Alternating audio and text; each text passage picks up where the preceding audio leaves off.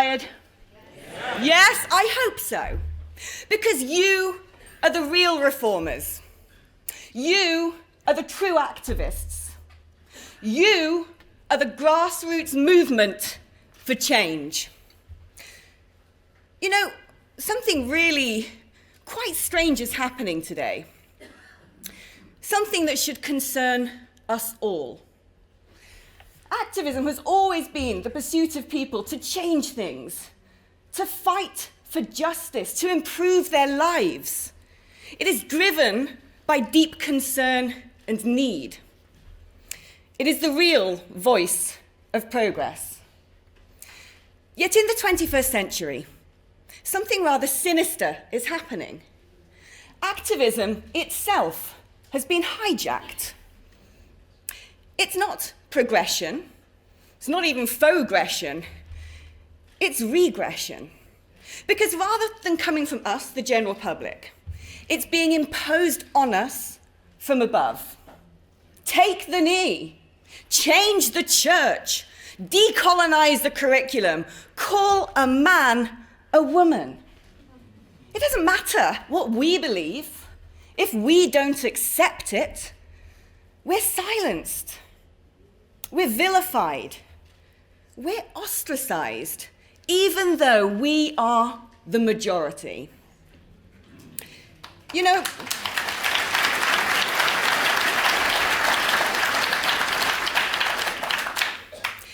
it's become the daily persecution of the people by vested interest, and it's dressed up as modern morality. You know, we're living in a world today that I barely recognize, and I'm yet to reach 4 decades on this planet. It's a world in which social change is dizzying and it's disturbing, where everything we hold as true and as valuable seems to be on trial and is being rapidly dismantled by those who want to tear our culture apart, those who want to drive a wrecking ball through our unity and want to destroy our shared values and take our freedoms.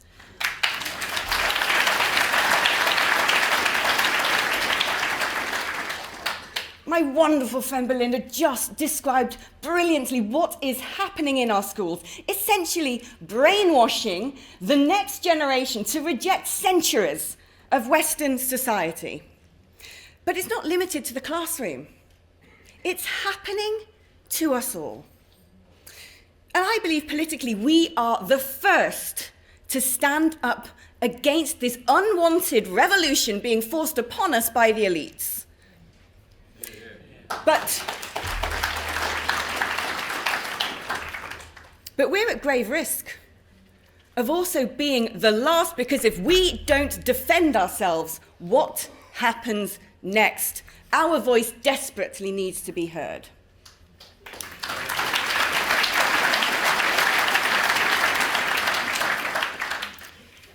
I'm British, and I am proud of my country's achievements and ethics.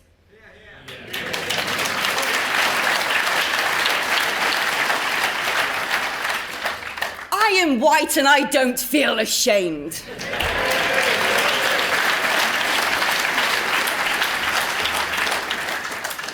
I am a woman and I don't have balls down there, but I have balls, I tell you that.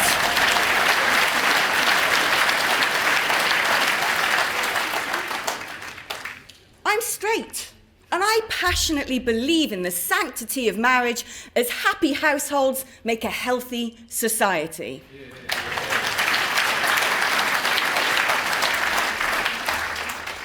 I am a curious Christian, and I rally against efforts to change 2,000 years of community and shared morality to fit in with some kind of neoliberal dogma.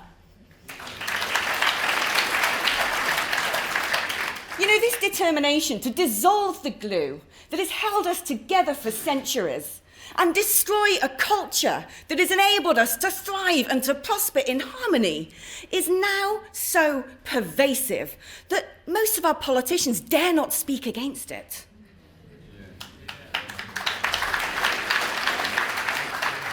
Big corporations aren't challenging it. No, they're trying to profit from it. And we We, the ordinary people, are being increasingly encouraged to just dumbly accept it when we really don't want to. No, we don't. Did we not see in the recent SNP leadership election so clearly attacks on a Christian candidate who stood up for her beliefs? Only to be beaten by a man of Muslim faith never once held accountable for his. Now, look, all I ask is that the playing field is level.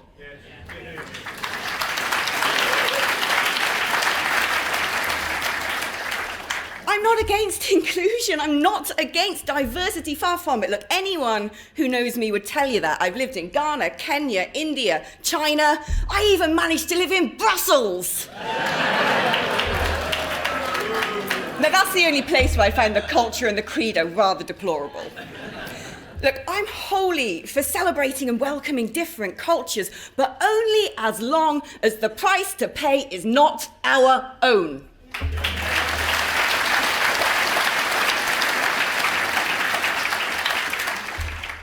Are we not seeing the deeply concerning and unquestioned neo-religion of trans rights, undoing decades of female empowerment, and even ridiculing established medical science, where women's sports risk being eradicated by denying basic biology and women's safety is being mortgaged at the altar of gender ideology? Where young people, their sense of self still plastic and forming, are being encouraged to adopt dysphoria, a psychological condition that affects less than 0.5% of the population, and yet children are even encouraged to seek medical intervention to change their young bodies. This can't be right. Great. No.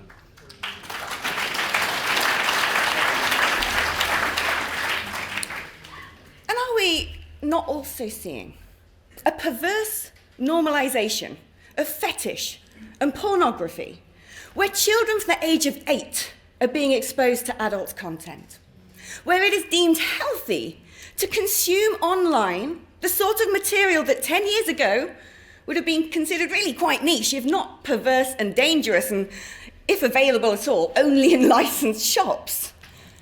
Look, these fetishes are now portrayed in pop music videos. These fetishes are being practiced on first dates, landing young women in hospital. They're being celebrated on Channel 4.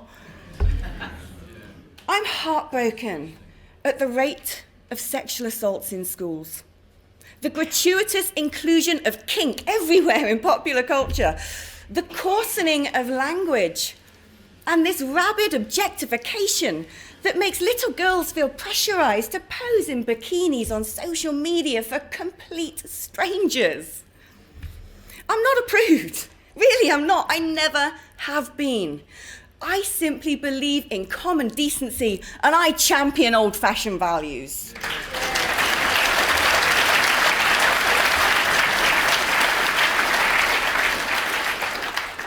And I will defend the right of the many people out there who want to live in a society where hypersexualization is not shoved down our throats and is somehow dressed up as progressive.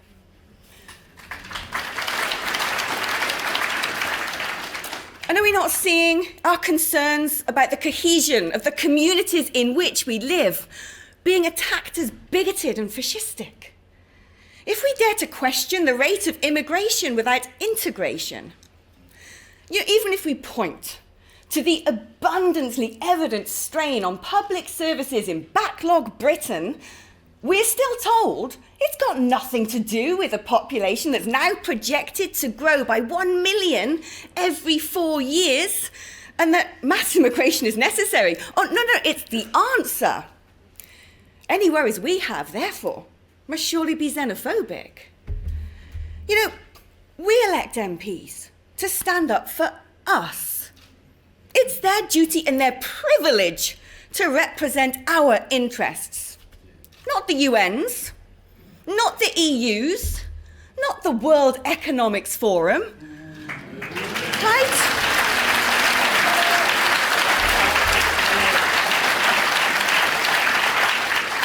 I did didn't realise there was a constituency called Davos.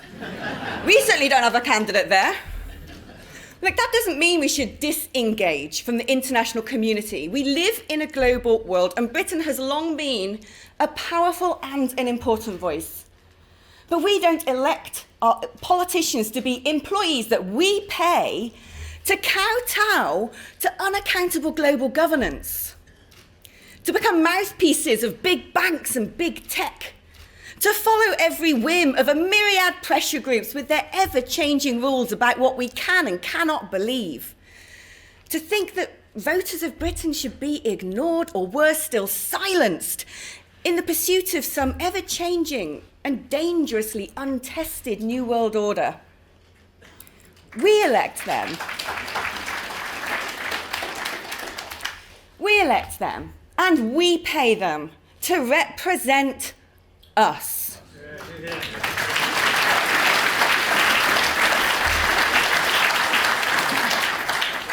And was Brexit not our clarion call to hear our voice?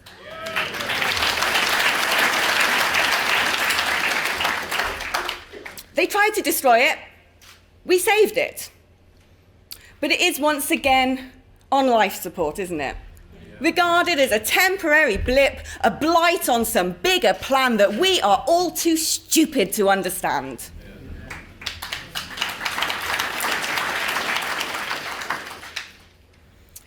We're fed up with being called stupid, aren't we? We're fed up with being called racist, aren't we? We're fed up with being smeared as bigots, aren't we? Or told we have unconscious bias and unfair privilege. What even is that? You know, however hard we work, however decent we are and we try to be, we're constantly told that somehow we are the problem.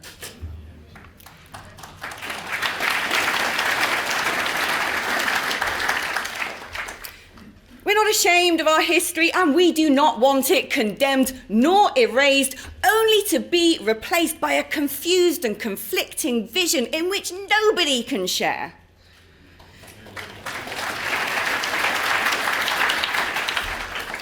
And we're not so stupid that we can't see what's happening. We palpably feel that everything that we know and that we are is under attack.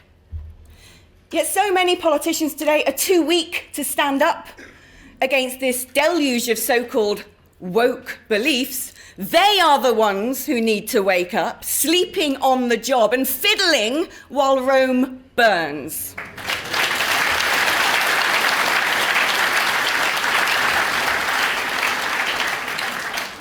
But when it comes to politics today, we have a party that can't. A government that after 13 years can no longer blame the leaders of the past for the problems of today, that gaslight us with headlines, then they willfully fail to deliver on anything that they promise. Then we have a party that won't. A supposed government in waiting who will also tell us lies about being on our side, but frankly, they seem to not even like us. But they know they need us to get into power, and so they will feed us the same false promises we've grown all too familiar with. If we weren't, we wouldn't all be here today, would we?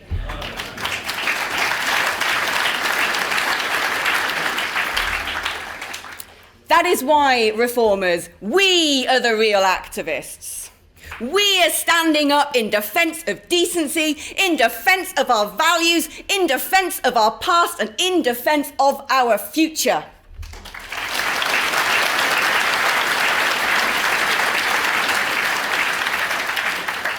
And never before has such a grassroots movement been so vital.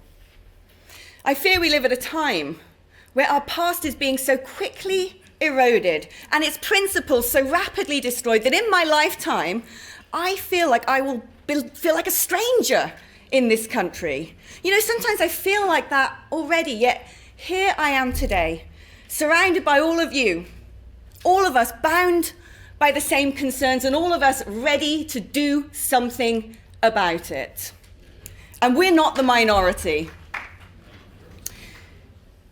So I beg of you, it is our duty to show everyone else in this brilliant, just and proud country that with collective will, we can deliver real change even if it feels as though the system is stacked against us.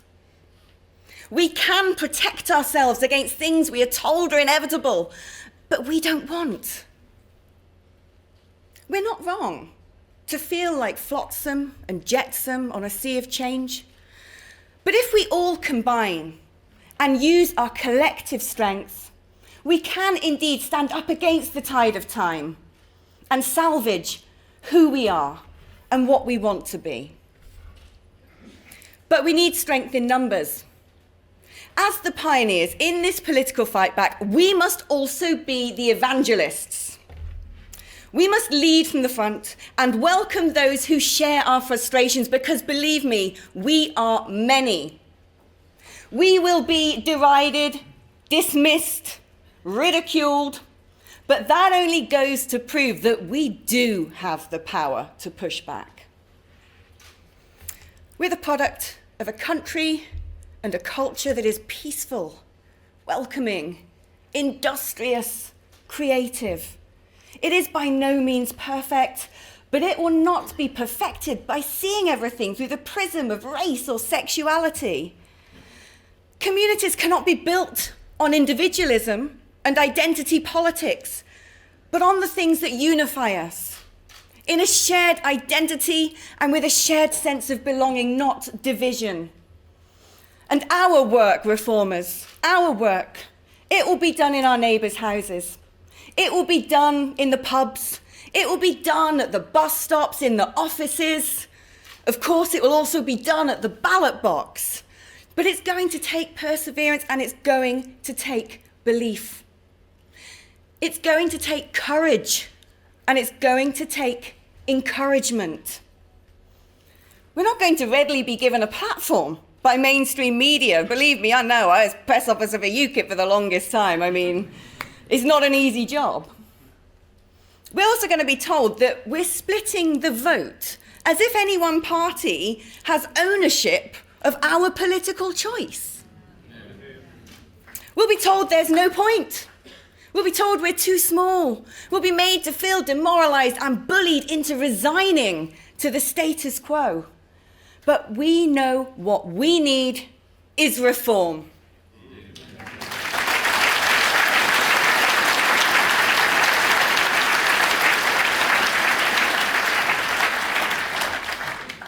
Never before have the people of Britain felt so disconnected from their government and left behind by such extreme cultural shift. And this is a sorry state of affairs. For a state that fails to listen to its people becomes a failed state. Our work is vital and our commitment is essential. And in time, it will be rewarded. So go out, reformers, and tell Britain there is a party for them.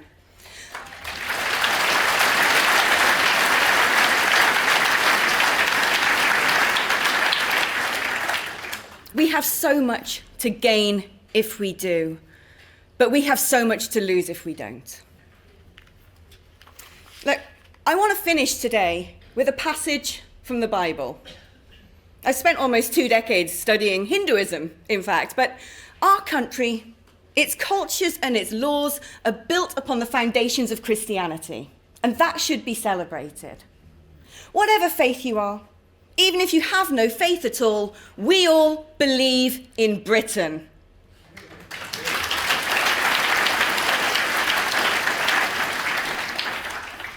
And if you're worried it's over, it ain't.